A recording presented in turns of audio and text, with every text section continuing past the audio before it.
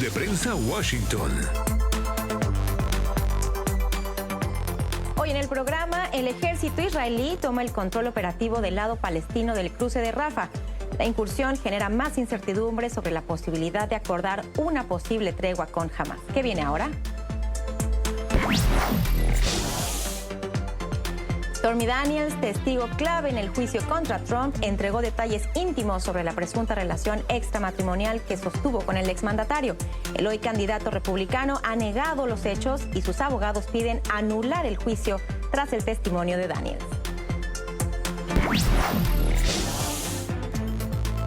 Y Estados Unidos promete 578 millones de dólares en ayuda a América Latina y sanciones a quienes faciliten la migración irregular en una conferencia regional en Guatemala.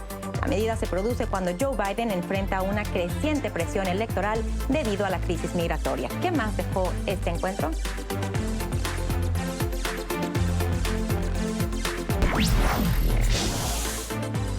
Estos y otros temas los estaremos discutiendo esta mañana aquí en Club de Prensa. Yo soy Paulina Chávez y les doy la bienvenida esta mañana aquí desde Washington, en el espacio en el que analizamos los temas de la realidad, de la actualidad nacional e internacional con los mejores analistas, periodistas y corresponsales. El día de hoy están con nosotros aquí en el estudio Pablo Pardo, periodista corresponsal para el diario El Mundo, y también Antonio de la Cruz, analista político e investigador no residente del Centro de Estudios Estratégicos e Internacionales, el CSIS. Pero antes de comenzar, como siempre, los invitamos, por supuesto, a ustedes a que formen parte de esta mesa de trabajo. Siéntense con nosotros aquí en la mesa de Club de Prensa, háganos llegar todas sus opiniones, sus puntos de vista, escríbanos en nuestra cuenta en X, en donde nos encuentran como @ClubPrensaNTN24. Estaremos leyendo, por supuesto, con mucha atención todos sus comentarios. Comenzamos pues, arrancamos contigo, Antonio, porque hay mucho que discutir en las últimas horas. Iniciamos con lo que ha ocurrido allá en la guerra entre Israel y Hamás.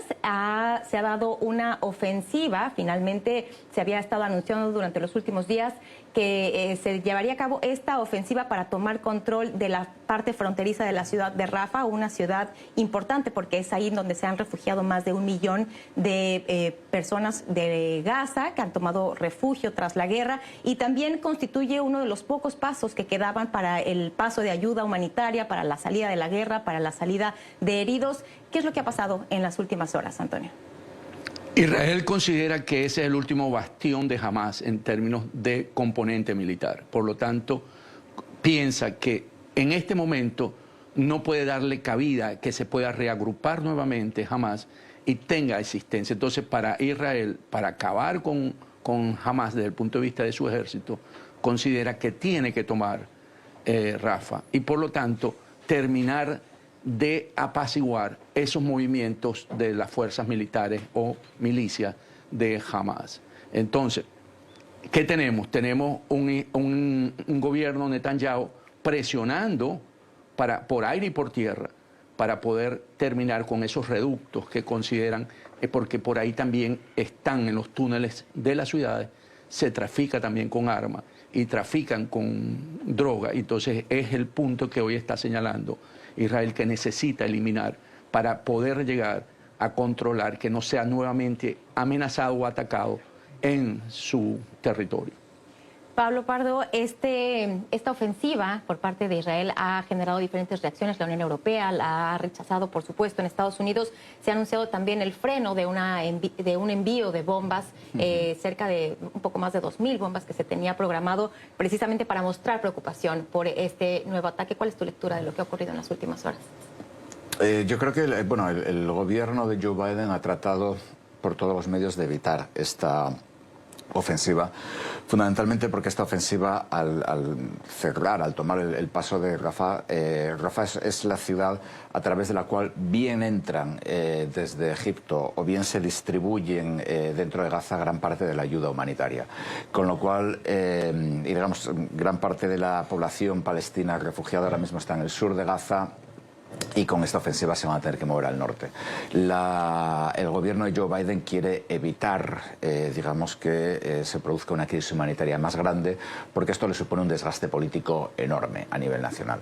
También el gobierno de Biden quería que el puerto flotante que el ejército y la armada de Estados Unidos están construyendo estuviera ya operacional ahora, pero bueno, ha habido una serie de problemas técnicos, etcétera, y todavía no lo está. Entonces, digamos que para Estados Unidos esto es, digamos, un problema cuando tiene estudiantes en 50 universidades protestando, cuando el apoyo popular a Joe Biden se ha desplomado entre los jóvenes, ya era bajo entre los jóvenes, ahora se ha desplomado y tiene unas elecciones en las cuales sigue sin eliminar la distancia que le separa de Donald Trump, o aunque en algunas encuestas la elimina, digamos que no es ni mucho menos suficiente. Entonces, digamos que esta es la cuestión. La cuestión de las bombas, del cargamento de bombas de 1 tonelada, bombas guiadas por satélite, que Estados Unidos ha cancelado el envío a Israel, yo creo que es fundamentalmente una medida simbólica y una medida para dar a entender, digamos, el malestar real. Recordemos que hoy el Departamento de Estado tenía que presentar al Congreso un informe, es un informe que se hace todos los años sobre lo que hacen los aliados de Estados Unidos con las armas, digamos, sofisticadas que se les dan. Sobre todo los que están en guerra, fundamentalmente serían Ucrania e Israel. Se suponía que el informe de este año iba a explicar que lo que ha estado haciendo Israel son crímenes de guerra o sea, al menos violación de la legislación de Estados Unidos. Y el Departamento de Estado comunicó al Senado ayer que no va a entregar el informe, que lo ha aplazado. Con lo cual, digamos que el malestar, digamos, entre Estados Unidos e Israel permanece, pero Estados Unidos sigue apoyando a Israel pues prácticamente sin fisuras. Lo de las bombas yo no le daría mayor importancia sobre el terreno. Pablo mencionaba este tema que ha estado presente en las últimas semanas aquí en Estados Unidos, en algunas otras ciudades del mundo también, sobre las protestas universitarias. Y digamos este rechazo que está recibiendo la administración del presidente Biden respecto a su postura en torno a la guerra entre Israel y Hamas. Antonio, ¿cuál es tu lectura de lo que está pasando? El propio presidente Biden ayer, en un mensaje que dio en la conmemoración del día para recordar el Holocausto, señaló que está preocupado por el creciente antisemitismo, está en los hechos manteniendo el apoyo a Israel. ¿Cómo puede continuar manejando esa situación el presidente cuando tiene una elección en unos pocos meses? Sí, ayer en el discurso en el Congreso sobre el Holocausto, ¿verdad?, él hizo una defensa a Israel. Realmente se solidarizó con Israel, estableció cómo eran esos vínculos, cómo había sucedido las muertes de los israelitas desde la época nazi hasta ahora. Dice que este es el momento más fuerte y le da un espaldarazo a Israel. En ese sentido, podríamos observar que busca de alguna manera retener también ese voto de la comunidad israelí, que en Nueva York es muy importante. Hay 2 millones de habitantes que corresponden a esa comunidad y que son básicamente una gran mayoría demócratas. Entonces yo creo que en este juego electoral que tenemos hoy, porque hoy la óptica que tenemos que ver, las decisiones generalmente se están tomando por la carrera presidencial que se celebra este año en noviembre. Entonces, ¿qué tenemos? Que tenemos las protestas en las universidades que le está afectando esa conexión con el sector juvenil y que sabemos que tampoco la gran mayoría no son estudiantes, son unas protestas que ya fueron infiltradas por movimiento pro-palestino. Entonces, ¿qué tiene? También tiene una situación difícil con aquellos representantes, porque dentro del Partido Demócrata hay unos que tienden a apoyar la causa palestina y hay otros que no las apoyan. Entonces, él trata en este momento de buscar una conciliación en esas dos fuerzas, pero sin embargo creo que no lo está logrando consolidar, aunque sigue apoyando indiscutiblemente a Israel. En términos de las protestas, es interesante observar que son protestas en Occidente. No vemos protestas en los países árabes apoyando a Hamas, sino todas son realizadas en ciudades que pertenecen a la cultura occidental, o sea, de Occidente. Y es muy interesante, llama la atención si son, ¿verdad?, del mismo origen y tienen una causa, no tengan el respaldo ni en Arabia Saudita, ni en Jordania, ni en ninguno de estos países árabes que podrían estarlo apoyando. Entonces, hay que observar que esto también tiene una lectura por el lado de esa izquierda que busca tener una respuesta ante lo que siempre se ha considerado que el apoyo de Estados Unidos a Israel como una lucha contra ese modelo del imperialismo. Uno de los desarrollos más recientes que tuvieron lugar el fin de semana le dio esperanza a la gente, parecía una buena noticia cuando se anunció que Hamás había aceptado las condiciones para un alto al fuego. Pablo, finalmente a las pocas horas Israel dijo que las condiciones no eran las que ellos habían solicitado, que estaban muy por debajo de lo que ellos habían solicitado.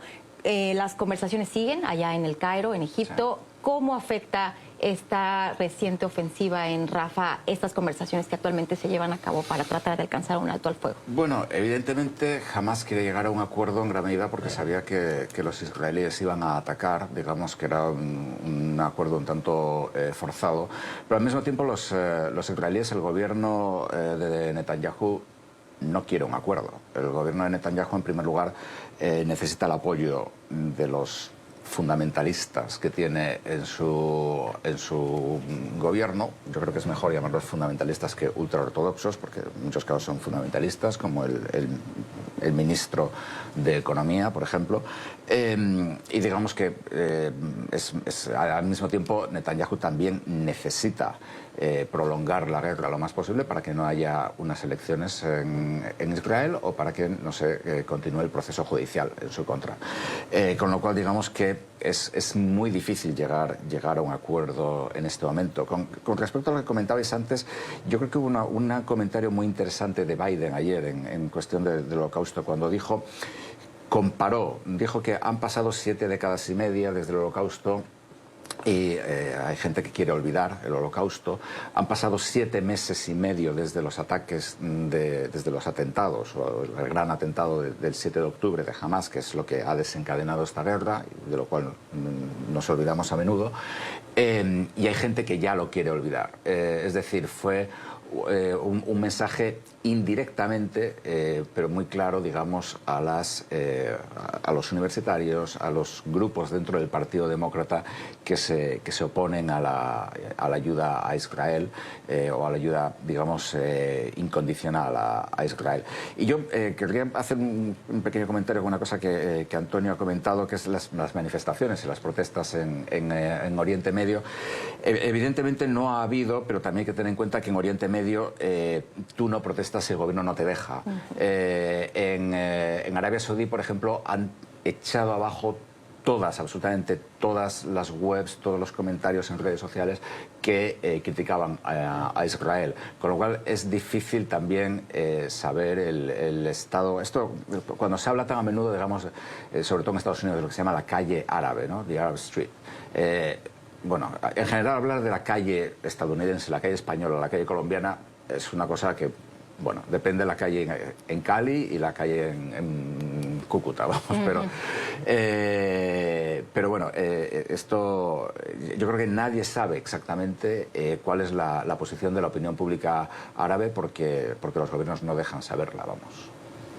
Antonio, mencionábamos este discurso que tuvo el presidente Joe Biden en el Capitolio el día de ayer. Mencionábamos también que se mantienen vivas estas pláticas, estas conversaciones para tratar de alcanzar un alto al fuego allá en Egipto. Estados Unidos ha seguido con atención, por supuesto, estas discusiones. Como mencionaba al inicio, la Unión Europea ha condenado este ataque a Rafah y por la importancia que significa el hecho de que refugia más de 1 millón de gazatíes allá y que constituye el único paso que quedaba para la ayuda humanitaria.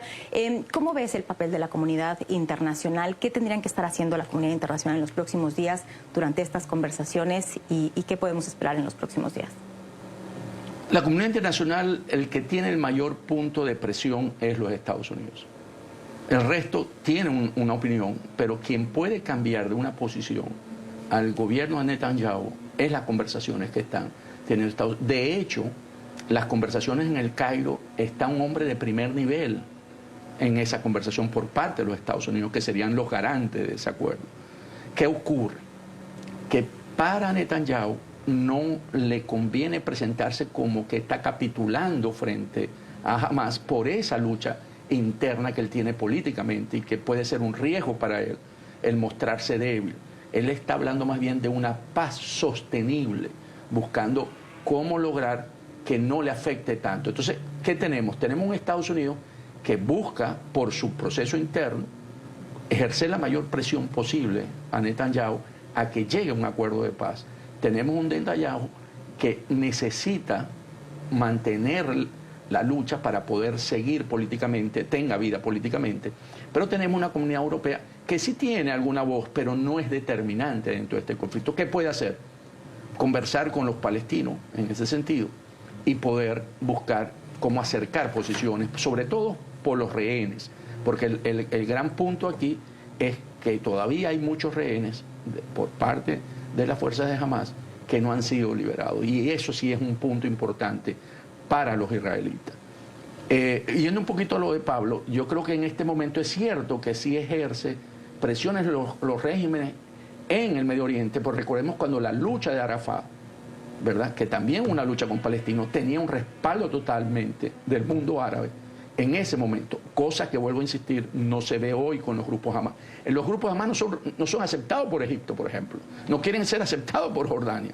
O sea, hay a ese grupo, ¿verdad?, que se ve como ultra en términos de radicalismo, en términos de fanatismo, que no quieren tenerlo estos países internamente. Entonces la solución no es fácil en ese sentido.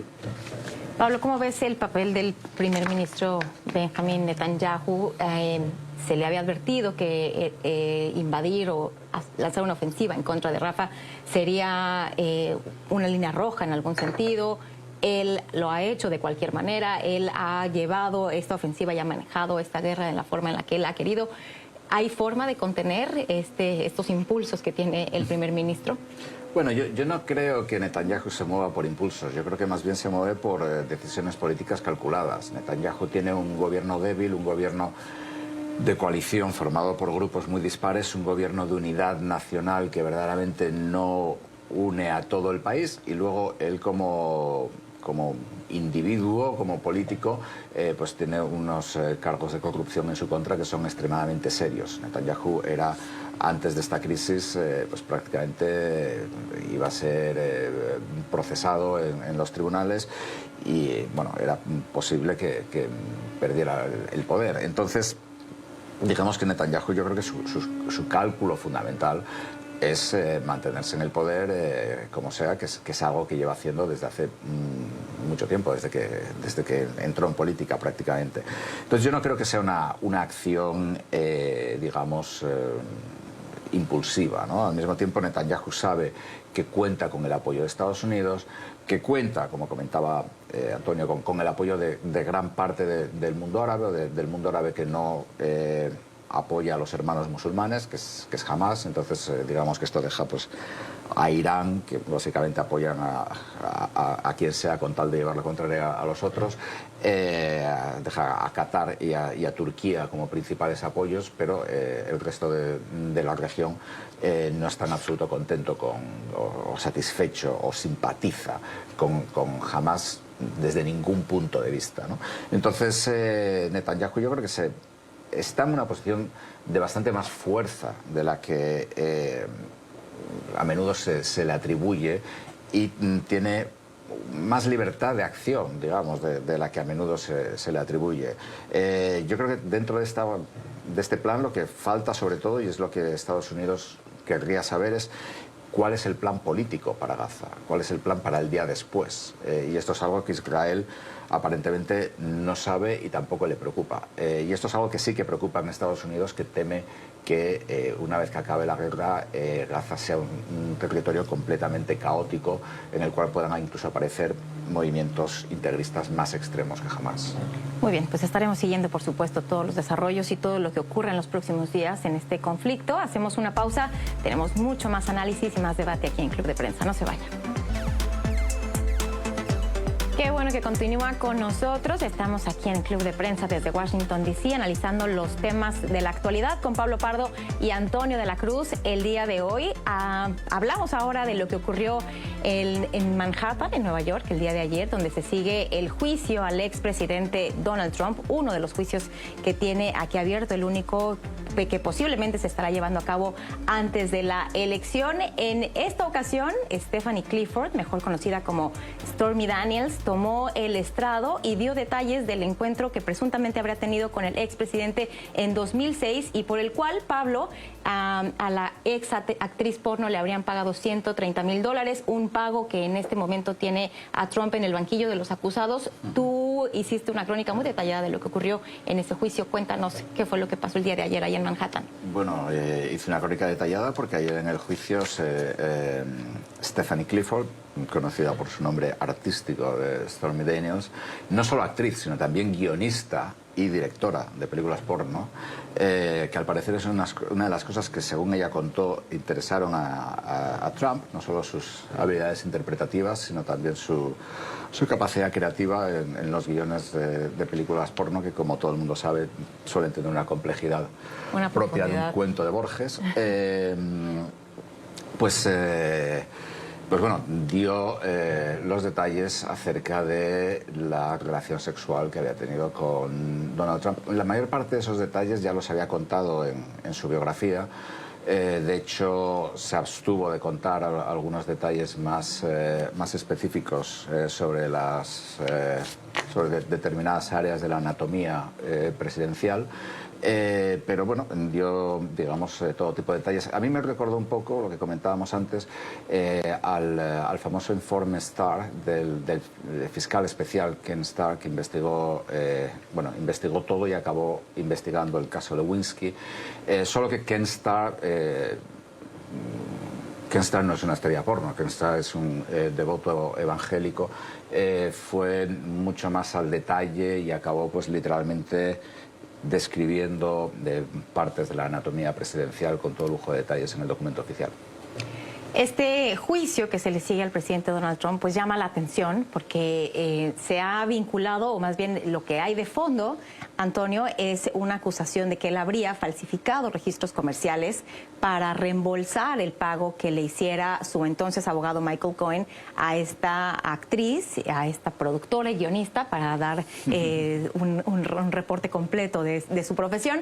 Y esto lo están asociando con un delito como de fraude electoral, como de una injerencia en la elección. Cuéntanos cuál es el vínculo entre estas dos cosas.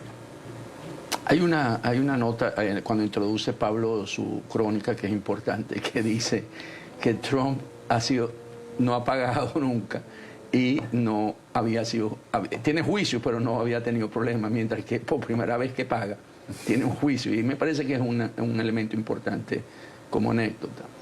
¿Cómo verlo? Fíjate, este juicio definitivamente tiene un impacto político, porque aquí lo que tú tienes es ganarte la opinión pública. O sea, los juicios generalmente también tienen no solamente la parte judicial, sino la parte de opinión pública. Y como estamos como en un reality show, y todo el mundo lo ve, y todo el mundo lo sigue, y lo comenta, es mostrar esa parte que precisamente Trump no quería que se supiera en el 2016, cuando iba a la elección. Y ahora lo hicieron públicamente. O sea, eso que él quiso ocultar, hoy Stormy Daniels lo dice públicamente y cuenta todo, mucho detalle. Creo que allí hay un caso que puede ser que no afecte tanto a Trump como afecta a la justicia. ¿En términos de qué?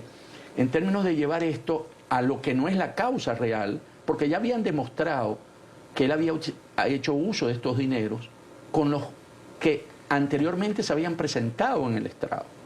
Entonces yo creo que esto, si bien es cierto, ayuda, pero demasiado detalle es algo que te lleva más al morbo de lo que ocurrió y de que todos sabemos y todos lo estamos conversando hoy, ¿verdad?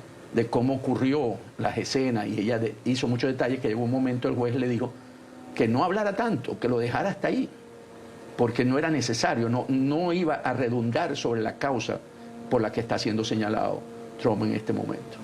Los abogados, incluso del expresidente Trump, Pablo, pidieron que se anulara el juicio debido a que se habían compartido demasiados detalles. ¿Esto es posible? El juez negó la petición, sí. Pero ¿qué impacto tiene? Bueno, yo creo que fue, o sea, por parte de la acusación, evidentemente querían que se describieran cuantos más detalles mejor. Por parte de la defensa querían que no se describieran detalles. En especial hay algunos detalles que yo creo que son más dañinos o pueden ser potencialmente más dañinos para Trump, aunque yo creo que esto no va a mover las encuestas en absoluto. Quien va a votar por Trump va a votar por Trump, quien no, o sea, todo el mundo sabe lo que pasó con Stormy Daniels. Pero bueno, hay un par de detalles. Uno, cuando Trump dice no te preocupes por Melania, ni siquiera dormimos en la misma habitación. Y otro, cuando Trump le dice a Stormy eres muy guapa y muy inteligente, me recuerdas a mi hija, ¿no?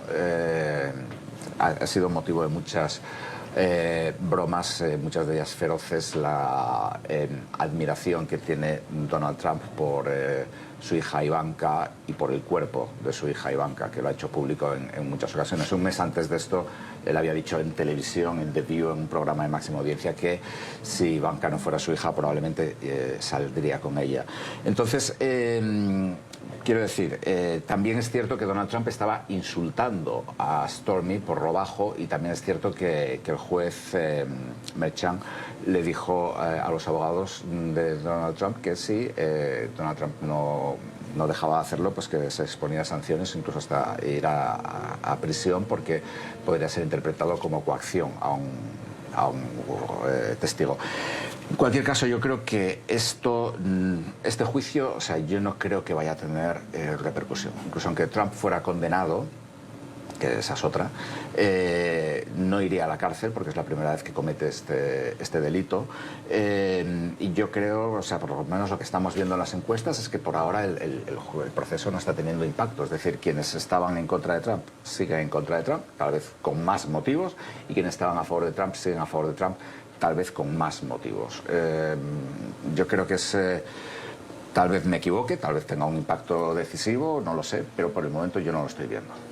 Este es uno de los juicios que se le siguen, como mencionábamos al inicio de este bloque. El otro, también hubo noticias en las últimas horas, otro de los juicios que estará enfrentando el expresidente Donald Trump es sobre el mal manejo de material clasificado y una posible obstrucción al gobierno cuando trató de recuperarlo. Este juicio se llevaría a cabo en Florida y el día de ayer la jueza encargada lo aplazó indefinidamente. Antonio, ¿cuál es tu lectura de esta noticia que surge en las últimas horas?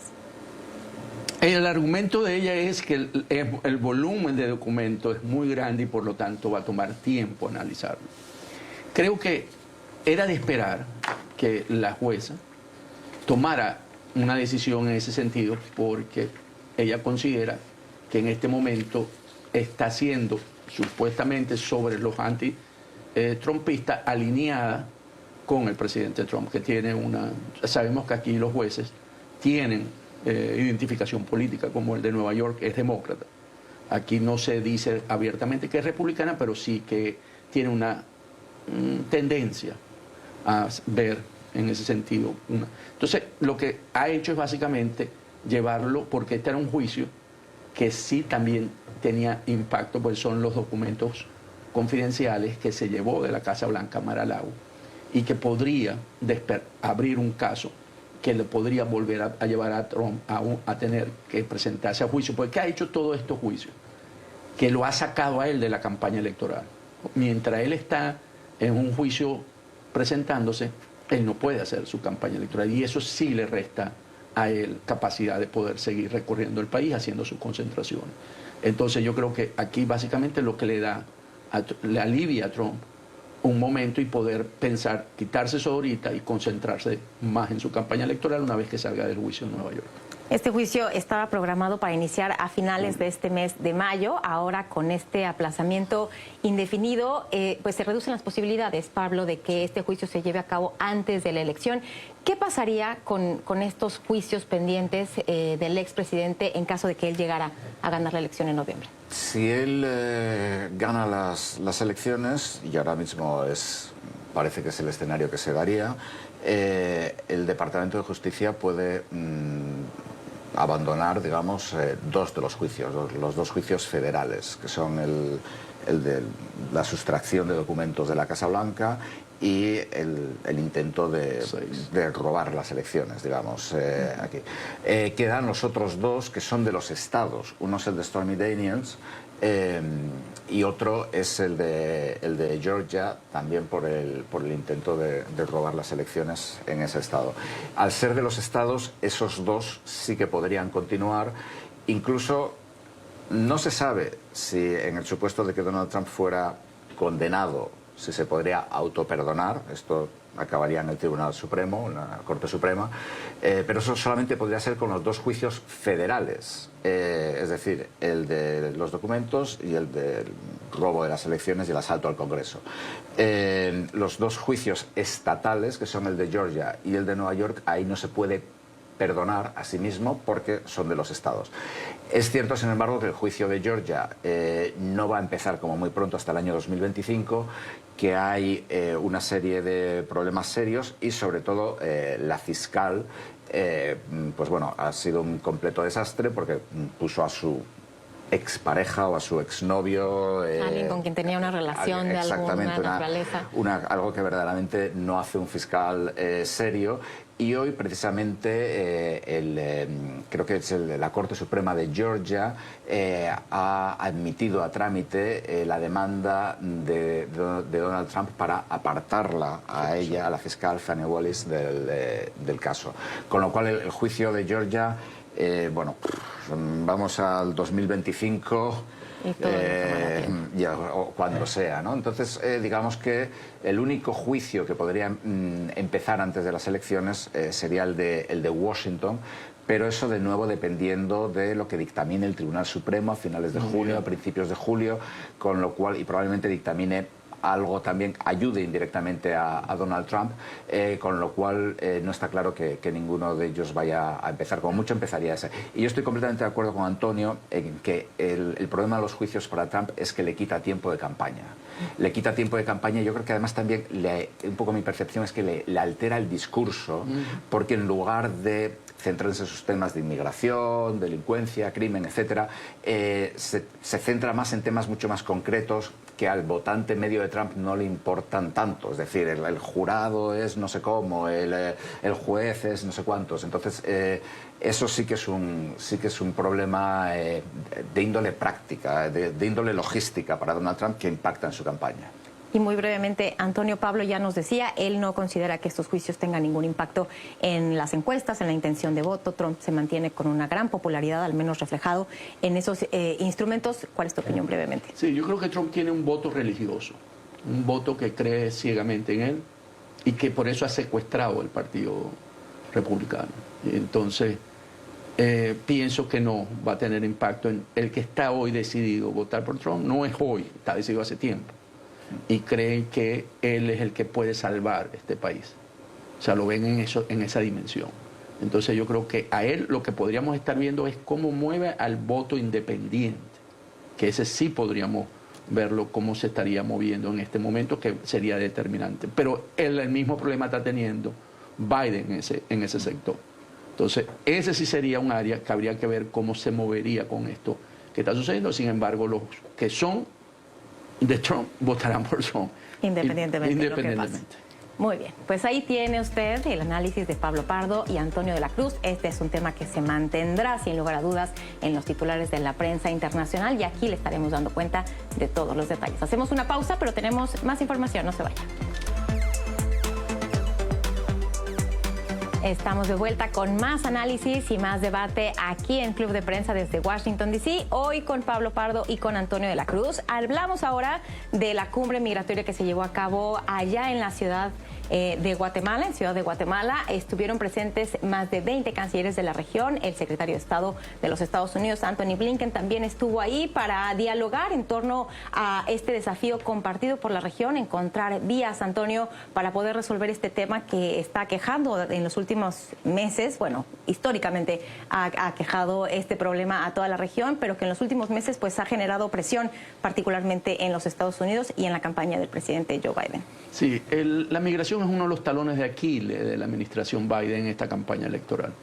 El manejo de la migración es uno de los factores que utiliza la parte de la campaña de Trump para mostrar que esa política humanitaria llamada de Biden ha generado más bien consecuencias en la migración, y es uno de los puntos que se refuerza en la campaña de Trump. Entonces, ¿qué ocurre? Que esta iniciativa de los países de ver cómo controlar esa migración de la frontera sur es lo que han venido tratando de hacer, no de ahora, ha sido sucesivamente. Recordemos que la vicepresidenta también estuvo, si mal no recuerdo, en Honduras hace un tiempo, pero estuvo también tratando de conseguir una solución para ello. Y en este sentido vuelven a hacerlo, vuelven a reunirse, vuelven a conversar, revisan, pero en efecto la migración sigue, porque hay una necesidad en estos países que la gente no resuelve su futuro y cree que viniendo a Estados Unidos puede llegar al sueño americano. Entonces, mientras no se resuelvan las causas en los países que corresponden y tratar más bien de controlar a través del paso por Centroamérica, va a ser difícil que detengan la migración en los números que hemos estado viendo recientemente. Entre lo que ha trascendido fue este anuncio de un apoyo de 578 millones de dólares que estaría dando Estados Unidos precisamente para apoyar estos esfuerzos. También fortalecer la aplicación de la ley de manera humanitaria, Pablo, ampliar las vías legales para migración y protección y abordar las causas fundamentales, como bien decías, Antonio, y apoyar la integración de los migrantes para alentar la estabilización a largo plazo. ¿Qué te dice estos acuerdos, estas conclusiones que se alcanzaron en esta reunión? En una palabra, nada.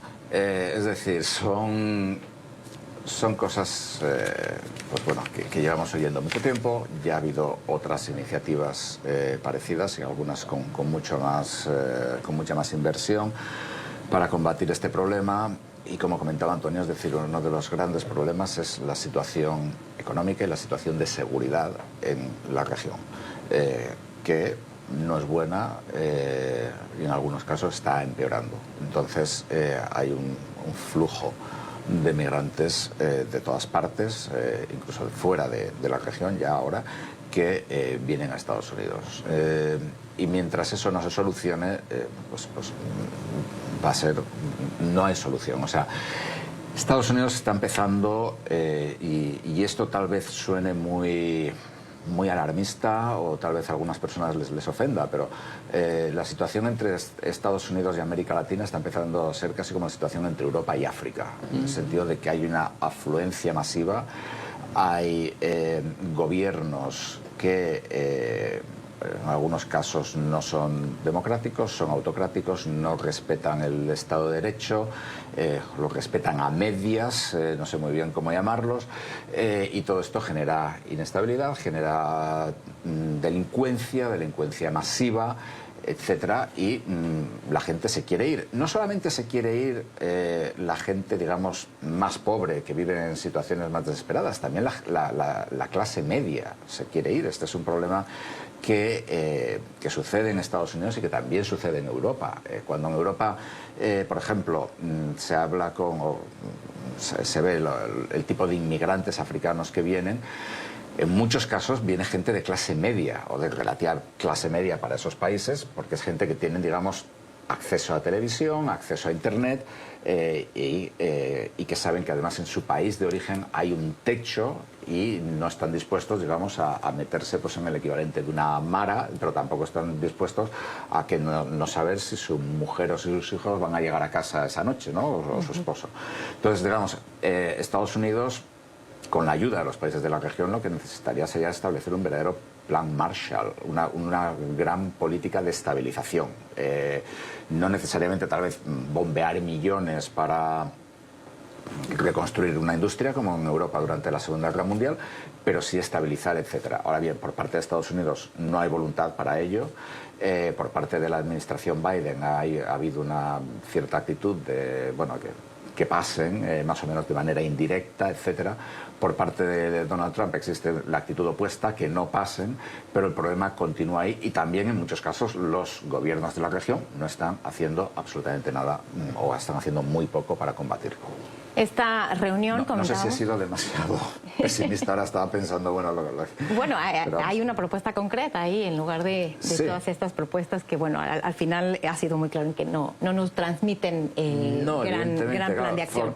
Comprometerse a fortalecer la aplicación de la ley, los gobiernos, pues es lo que comentábamos antes, no se van a comprometer a no fortalecer la aplicación de la ley. Es una cosa de sentido común.